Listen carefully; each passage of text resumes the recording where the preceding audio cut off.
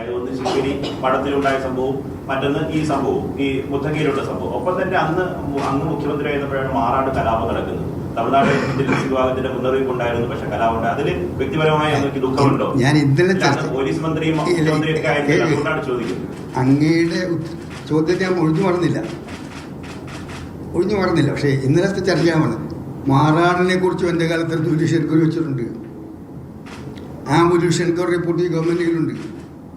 എന്താണ് മാറാട് നടന്നത്? ആ റിപ്പോർട്ടും പുറത്തു കൊടുക്കും. എൻ്റെ അഭ്യർത്ഥന താങ്കൾക്ക് എൻ്റെ കാലത്ത് നടത്തേണ്ട ഇതെല്ലാം ഇതുപോലുള്ള ആക്ഷൻസ് എല്ലാം ദുഃഖം ചെയ്യും. പക്ഷെ ഭരണാധികാരികൾക്ക് ചിലപ്പോൾ അവർക്ക് ചില കടമകളുണ്ട്, കടമ നിർവഹിക്കേണ്ടി വരും. അധികാരത്തിലിരിക്കുമ്പോൾ പലപ്പോഴും ഇതുപോലെ സംഭവങ്ങൾ ഉണ്ടാകും. ഇപ്പോഴത്തെ ഗവൺമെൻറ് തന്നെ ഇപ്പോൾ അയ്യപ്പ സംഗമം നടക്കാൻ പോവില്ലേ? പമ്പ മുതൽ മരക്കൂട്ടം വരെ വനിതകളെ കൊണ്ടുപോയി നടത്തിയ ആൾക്കാരല്ലേ. ഞാൻ അതിലേക്കൊന്നും കിടക്കാൻ ആഗ്രഹിക്കുന്നില്ല. അത്തരം വിവാദങ്ങളിൽ ഈ സഭയില് ഈ പറഞ്ഞ ആഭ്യന്തരമായി ബന്ധപ്പെട്ട പല കാര്യങ്ങളും ചർച്ച ചെയ്തു. ഒന്ന് അടിയന്തരാവസ്ഥ കാലമാണ്. അടിയന്തരാവസ്ഥ കാലത്ത് അന്ന് ഈ പതിന് ശേഷം ശേഷം അന്ന് മുഖ്യമന്ത്രി ഇച്ചിരി വാര്യർ തന്നെ അദ്ദേഹത്തിന്റെ ആത്മകഥയിൽ പറയുന്നുണ്ട്, അന്നത്തെ സ്പെഷ്യൽ പബ്ലിക് പ്രോസിക്യൂട്ടറെ ഇന്ന് കുഞ്ഞിരാമൻ മേനോനെ നിയമിക്കണമെന്ന കാര്യം അങ്ങയോട് വന്ന് അഭ്യർത്ഥിച്ചു. ആ കേസ് കോയമ്പത്തൂർ കോടതിയിൽ പരാജയപ്പെട്ടു പോയി.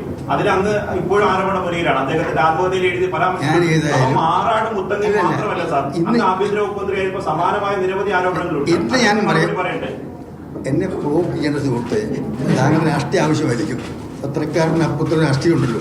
പക്ഷെ ഇന്ന് ഞാൻ ഈ രണ്ട് വിഷയങ്ങളൊക്കെ പറയുന്നുള്ളൂ. ഈ രണ്ട് കാര്യങ്ങളെ കുറിച്ചാണ് പറഞ്ഞത്. ശിവഗിരിയും മുത്തങ്ങയെ കുറിച്ചും അദ്ദേഹം പറഞ്ഞു.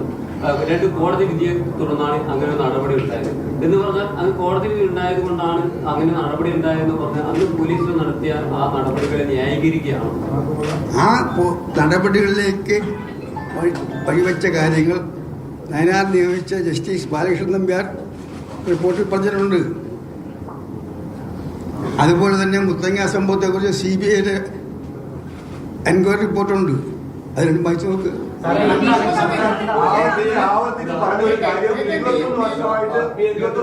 ദില്ലിയിലാണ് താൻ ദില്ലിയിലേക്ക് പോയി ആവർത്തിച്ച് പറഞ്ഞൊരു പോയിന്റാണ്.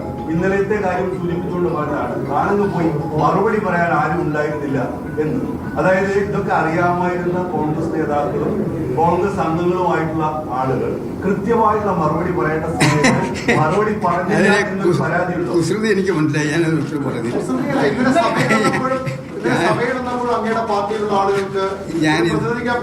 ഞാൻ ഇതിനെ കുറിച്ചൊന്നും പറയാൻ ആഗ്രഹിക്കുന്നില്ല. ഇതെന്റെ അവസാനത്തെ പ്രശ്നം.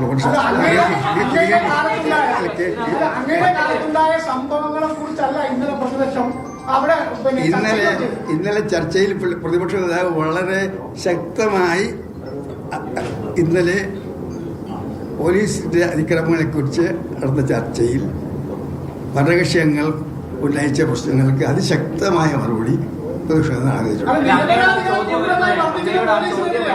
21 വർഷങ്ങൾക്ക് ശേഷവും അങ്ങേക്ക് തന്നെ വന്നിട്ട് പ്രതിരോധം തീർക്കേണ്ടി വരുന്നതുകൊണ്ടാണ് പാർട്ടി ഇത്ര ഷാർപ്പായി ഇന്നലെ സഭയിൽ പ്രതിരോധിച്ചില്ല അങ്ങേ.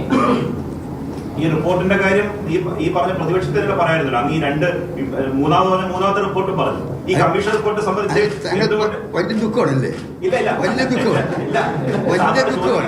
സ്വാഭാവികമായുള്ള ഒരു ചോദ്യമാണ്. അങ്ങനെയാണെങ്കിൽ പ്രതിപക്ഷം ഉന്നയിക്കണ്ടേ? താങ്കൾക്ക് വലിയ ദുഃഖമാണ്.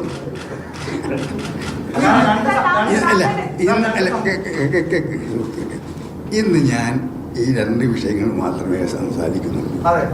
എന്റെ അവസാനത്തെ പ്രസ് കോൺഫറൻസ് അല്ല. എന്റെ അവസാനത്തെ പ്രസ് കോൺഫറൻസ് അല്ല.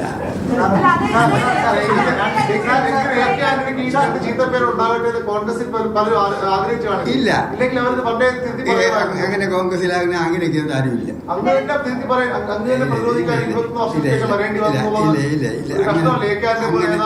അങ്ങനെ ചിന്തിക്കേണ്ട കാര്യമൊന്നുമില്ല.